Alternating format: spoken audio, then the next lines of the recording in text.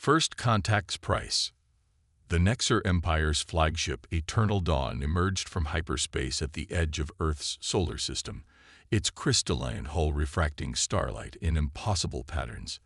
Supreme Commander Vexera stood motionless on the command deck, her iridescent scales shifting colors as she processed the sensor data streaming through her neural interface. After conquering 17 star systems, she had expected this expedition to be routine. Another primitive species to add to the Empire's collection. The holographic displays surrounding her showed Earth in perfect detail, sprawling cities, orbital installations, and the purists of early space exploration technology. Her mandibles clicked in what passed for amusement among her species. Such primitive achievements would normally warrant nothing more than a footnote in the Empire's vast archives. Analysis complete, Supreme Commander, announced First Officer Zarek, his voice carrying the distinctive harmonic overtones of the warrior caste. Their technological level is consistent with a Type 0.7 civilization. No significant defensive capabilities detected. Their most advanced weapons rely on chemical propulsion and crude nuclear fission. Vexera's outer membrane rippled with satisfaction. Proceed with standard first contact protocols. Prepare the integration fleet. But deep beneath the Pacific Ocean, in a facility unknown to all but a handful of humans, Dr. Sarah Chen watched the alien vessel's arrival with calculated interest. The quantum detection array she had helped design had spotted the Nexar ship long before it dropped out of hyperspace. Now, surrounded by holographic displays showing real-time analysis of the alien vessel, she allowed herself a small smile. "They're scanning us with exactly the type of sensors we predicted," she noted to her colleague, Dr. Marcus Ibrahim. "Active quantum resonance, gravitational wave detection, and electromagnetic spectrum analysis." Marcus nodded, his fingers dancing across the neural interface terminal.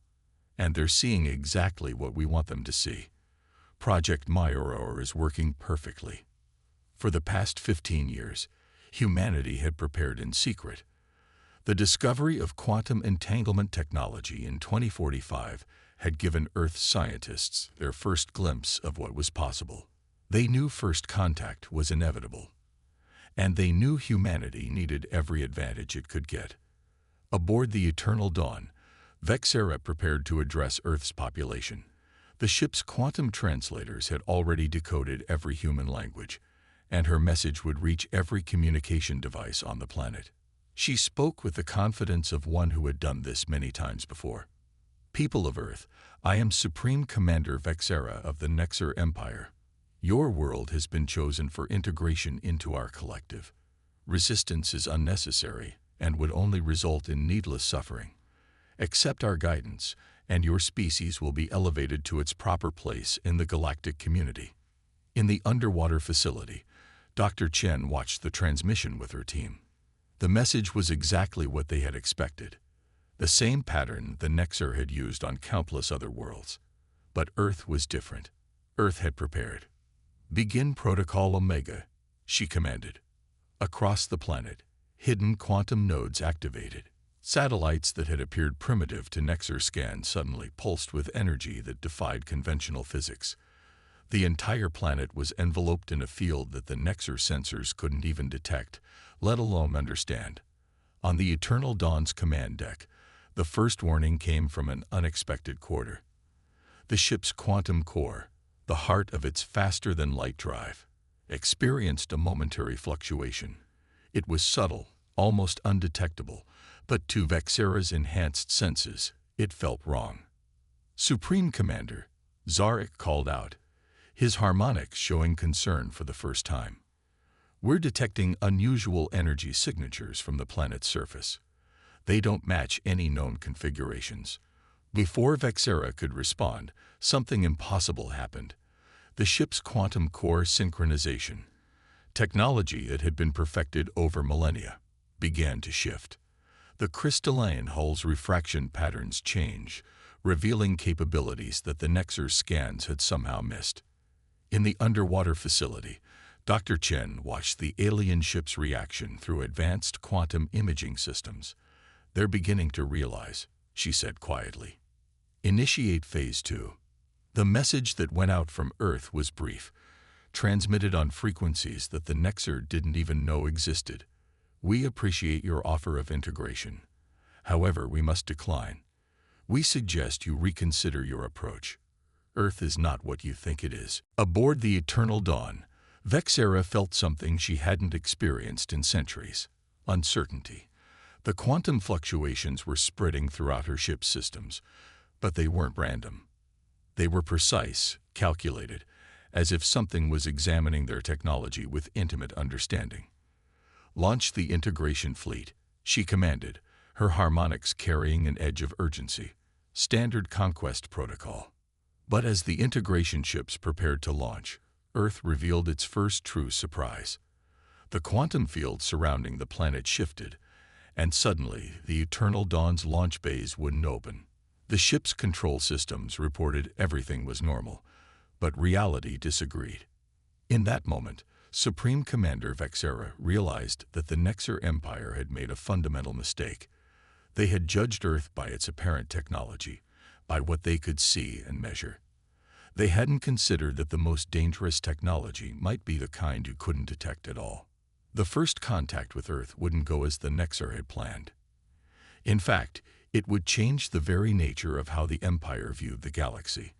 Because humanity hadn't just prepared for first contact, they had prepared to rewrite the rules of engagement entirely.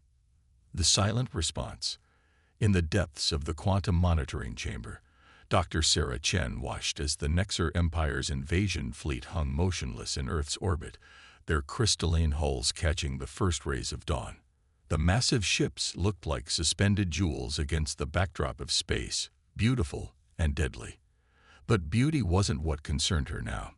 "Quantum analysis complete," Marcus announced, his dark eyes fixed on the streams of data flowing across his neural interface. "Their entire fleet operates on a synchronized quantum matrix, just as we theorized. Their strength is about to become their greatest weakness." The Eternal Dawn's command deck had become a scene of carefully controlled chaos. Supreme Commander Vexera's scales had shifted to a deep purple, a sign of extreme agitation in her species. Nothing in her centuries of conquest had prepared her for this situation. "Explain to me," she demanded, her harmonic voice carrying an edge that made her officers flinch, "how a primitive species has developed quantum interference technology without our detection." Before any of her officers could respond, the ship's quantum core pulsed again. This time, the fluctuation was stronger, more deliberate. It felt like something was reaching into the very heart of their technology, examining it, understanding it. In the underwater facility, Dr. Chen initiated the next phase of humanity's defense. "Begin quantum resonance cascade," she ordered. "Target their fleet's synchronization matrix." Project Myroor wasn't just a defensive system. It was the culmination of 15 years of quantum research and development. When humanity had first detected the quantum signatures of faster-than-light travel, they knew it was only a matter of time before they encountered advanced alien civilizations. But instead of developing traditional defensive technologies, Earth's scientists had taken a different approach. The air around the Nexer fleet began to shimmer with invisible energy. Their quantum crystalline hulls, designed to channel and amplify their ship's power, started to resonate at frequencies their designers had never intended. The effect spread through the fleet like ripples in a pond. "Supreme Commander," Zarek's voice carried genuine alarm now. "The humans, they're not just interfering with our systems, they're rewriting our quantum matrices in real time." Vexera watched in disbelief as her mighty fleet began to lose cohesion. Ships that had conquered countless worlds were being rendered helpless, not by weapons or violence, but by something far more sophisticated. The humans weren't fighting back. They were fundamentally changing how the Nexer's technology worked. In research centers around the globe, other teams were joining the effort. Dr. Yuki Tanaka in Tokyo coordinated the quantum resonance patterns. Dr. James Morrison in Sydney monitored the fleet's response. Dr. Elena Popov in Moscow adjusted the interference frequencies in real time. Humanity moved with a unity and purpose that the Nexar had never anticipated. Their entire command and control structure relies on quantum entanglement. Dr. Chen explained to the Global Defense Council, her voice calm despite the tension. By introducing our own quantum patterns, we're not just blocking their communications, we're reshaping how their technology interacts with reality itself. The Nexar Empire had never encountered anything like this. Their technology, refined over thousands of years, was being turned against them by a species they had dismissed as primitive. Their ships, each one a marvel of engineering that could devastate entire worlds, hung powerless in space. Vexera made a decision that no supreme commander had made in the history of the Empire. All ships, power down quantum cores, she ordered.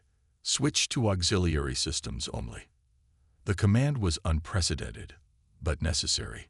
With their quantum systems compromised, continuing to operate them risked catastrophic failure. The mighty invasion fleet, capable of reducing planets to ash, had been neutralized without a single shot being fired. Dr. Chen watched the Nexar ships power down with a mixture of relief and determination. Send the second message, she instructed. The transmission that reached the Eternal Dawn was again brief, but its implications were enormous. Your technology is now under our control. We offer you a choice. Retreat and recognize Earth's sovereignty, or remain and learn exactly how much we've been hiding. In the silence that followed, Vexera understood that the Nexar Empire had miscalculated on a fundamental level. They had assumed that technological advancement would follow a predictable path, that any civilization worth conquering would display its capabilities openly. They had never considered that true advancement might lie in subtlety, in letting your adversaries underestimate you until it was too late. The quantum monitoring chamber hummed with energy as humanity waited for the Nexar's response. This was more than just a defense of Earth. It was humanity's first step onto a much larger galactic stage. And they had announced their presence not with violence or aggression, but with a demonstration of technological sophistication that had rendered one of the galaxy's most powerful empires helpless. The true test was about to begin.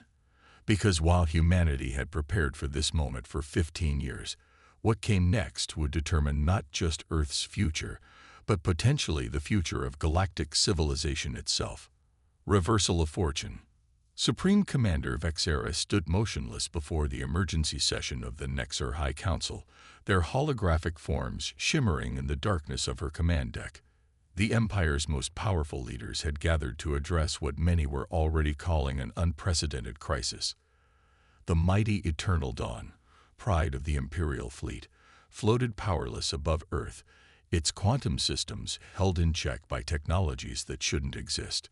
Impossible, declared High Counselor Rikstal, his ancient scales shimmering with agitation. No species could have developed quantum manipulation technology in secret. Our monitoring networks span the galaxy. We would have detected it. And yet, Vexera responded, her voice carrying the weight of recent defeat. The humans have not only developed it, but have surpassed our understanding of quantum mechanics entirely. They weren't building warships or planetary defenses. They were developing something far more dangerous: understanding.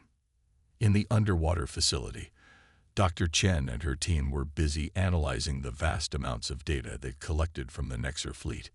Each quantum pulse, each system response, revealed new secrets about the Empire's technology. But it was what they found buried deep in the quantum signatures that changed everything. "Marcus," she called, her voice tight with excitement. "Look at these patterns in their quantum matrix. They're not just using quantum entanglement for communication and power, they're using it to maintain their entire empire."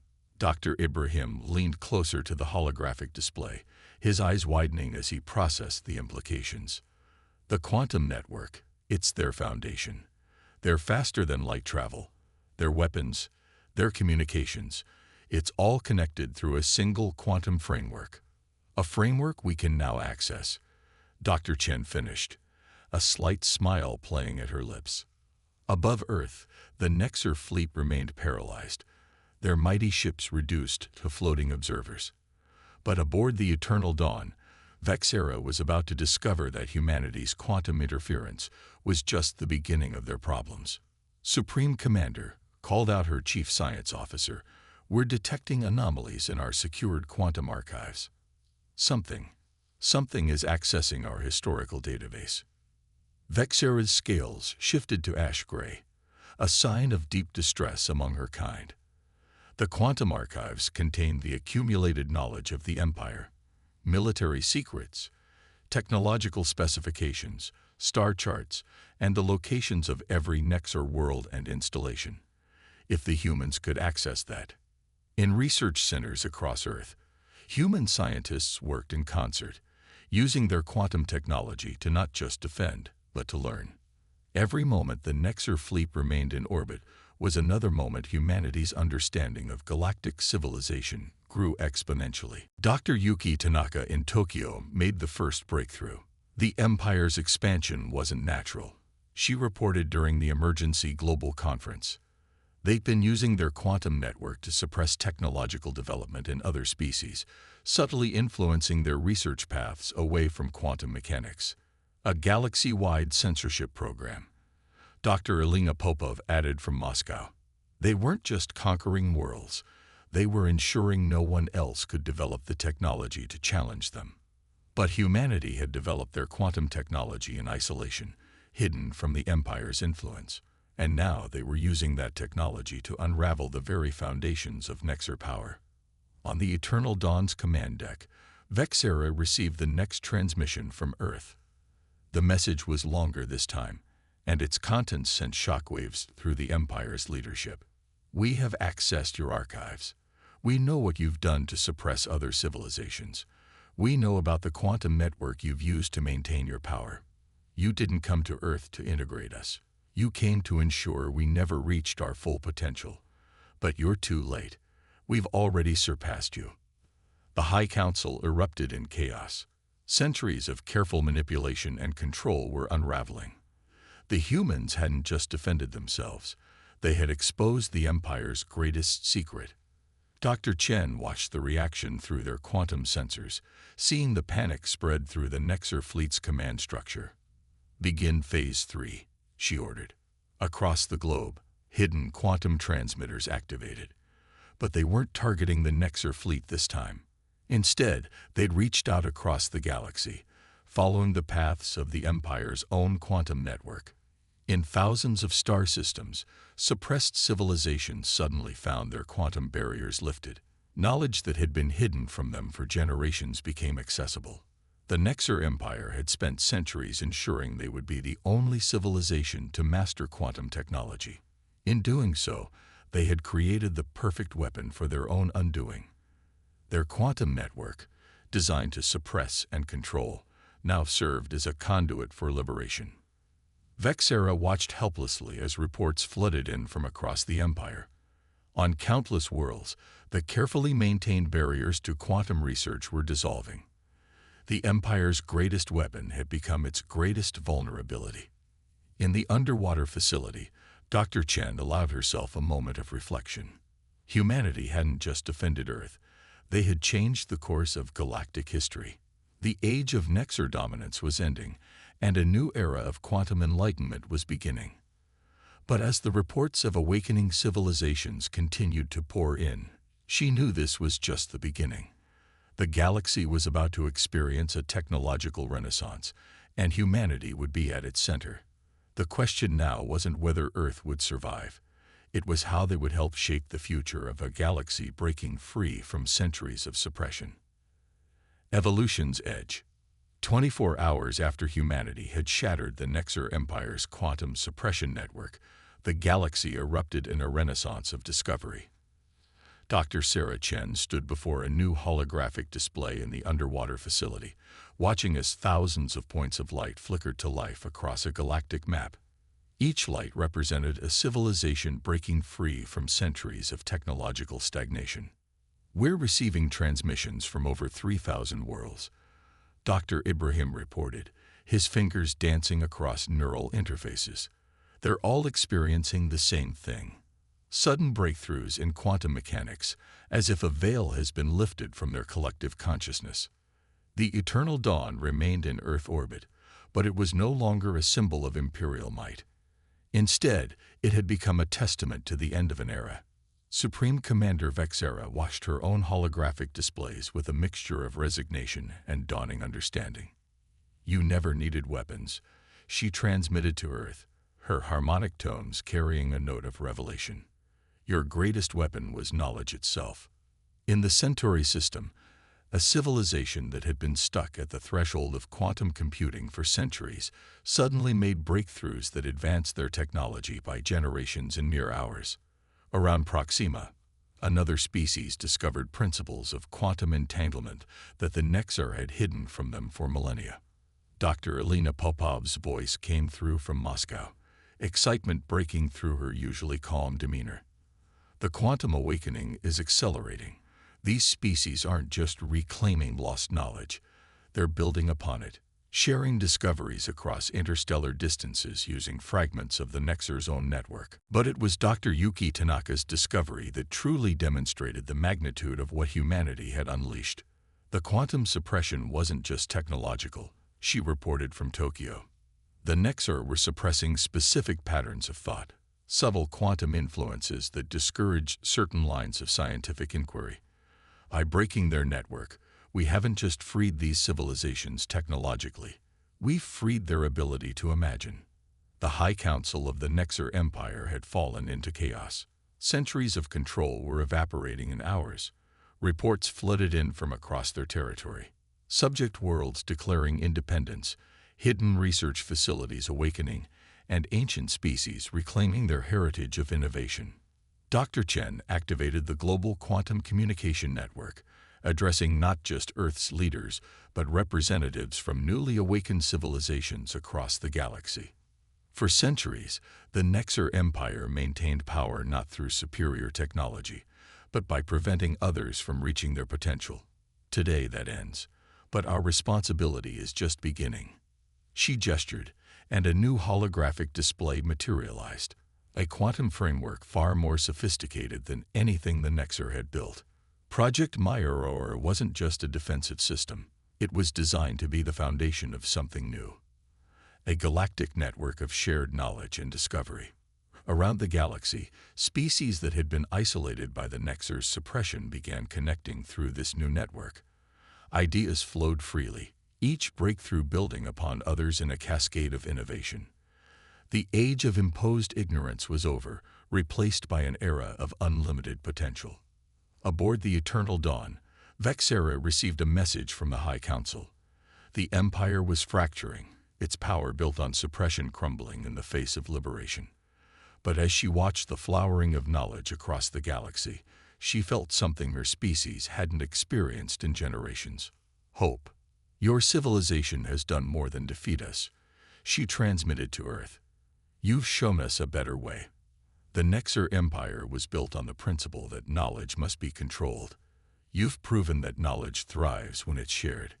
In the underwater facility, Dr. Chen and her team continued to monitor the quantum renaissance. Species that had been enemies under Nexar rule were now collaborating, sharing insights and building new technologies together. The galaxy was transforming not through war or conquest, but through the simple act of sharing understanding.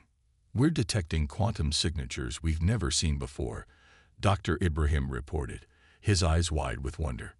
"These civilizations, they're already developing technologies that exceed our theoretical models. It's as if they're making up for centuries of lost time and days." Dr. Chen smiled, remembering the 15 years humanity had spent preparing in secret. They had developed their quantum technology not to dominate, but to defend and liberate. Now, that same principle was reshaping the galaxy. The Nexar Empire thought they could maintain power by keeping others weak. She addressed her team.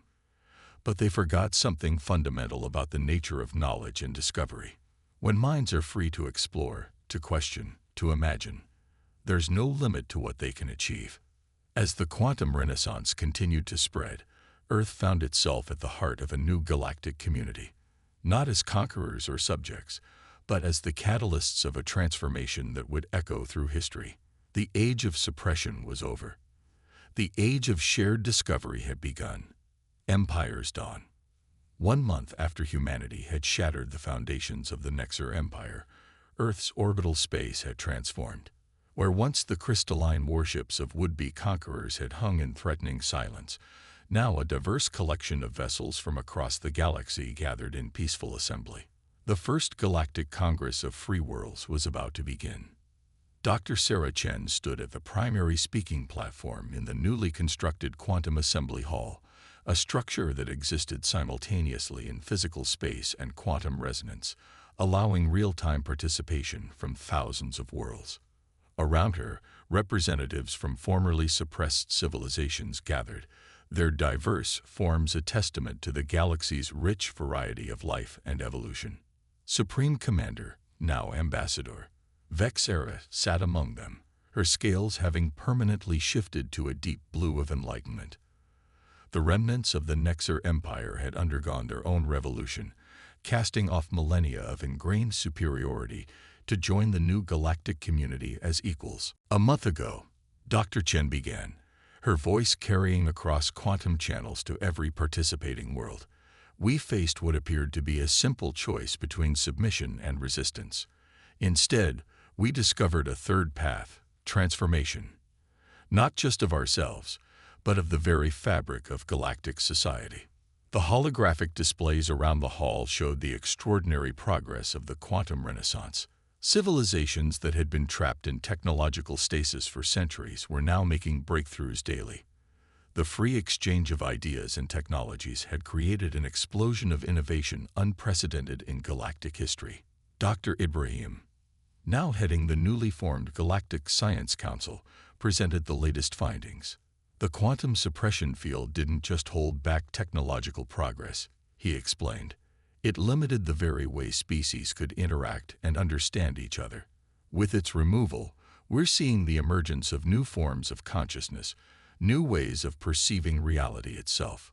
From the Centauri delegation came reports of living quantum computers, minds that existed in superposition between organic and digital states.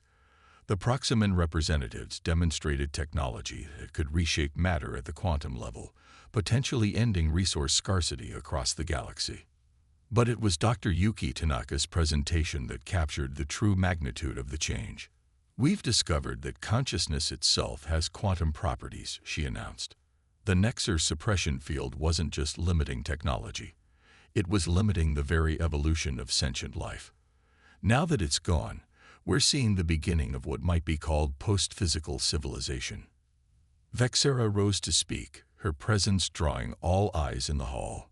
For thousands of years, my people believed that power came from control, from keeping others weak and dependent. We were wrong. True power, true advancement, comes from connection, from the free flow of ideas and understanding. The quantum displays showed new points of light appearing across the galaxy, more civilizations awakening each day, joining the growing network of shared knowledge and discovery. But it was what lay between those points that held the greatest promise. Quantum pathways of pure thought and creativity, connecting minds and ideas across the vast distances of space. Dr. Elena Popov's team had made perhaps the most startling discovery. The quantum network isn't just carrying information, she revealed. It's evolving, becoming something new.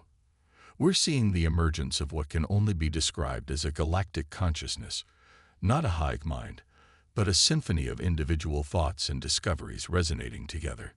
Dr. Chen returned to the platform for the Congress's final session. When we developed Project Mirror, we hoped to defend Earth from external threats. Instead, we found ourselves midwives to a galactic rebirth. But this is just the beginning. The question before us now is not what we can achieve alone, but what we can become together. The proposal she laid out was ambitious, a new form of galactic civilization, one built not on hierarchy and control, but on shared discovery and mutual growth. The former Nexar Empire's quantum network, once a tool of suppression, would be transformed into the foundation of this new society, carrying not commands but ideas, not restrictions but possibilities. As the Congress drew to a close, the assembled representatives witnessed a sight none had imagined possible a month before. The quantum network, visible in the hall's displays, pulsed with new energy. But now, instead of the rigid, controlled patterns of the Nexer Empire, it flowed like a living thing, carrying the combined knowledge and creativity of thousands of civilizations. Ambassador Vexera approached Dr. Chen after the final session. "My people spent millennia trying to prevent what we thought would be chaos," she said. "Instead, you've shown us that true order comes not from control, but from freedom. Not from suppression, but from expression." Dr. Chen looked out at the gathered representatives, at the ships in orbit, at the quantum network that now connected them all. "We never wanted an empire," she replied. "What we've built instead is something far more powerful, a community of equals, each contributing to something greater than themselves." As the delegates departed for their homeworlds, they carried with them not just new knowledge and technology, but a new vision of what civilization could be. The age of empires was over. The age of shared evolution had begun. And somewhere in the vast quantum network that now spanned the galaxy, the first whispers of what they would all become together were already taking shape.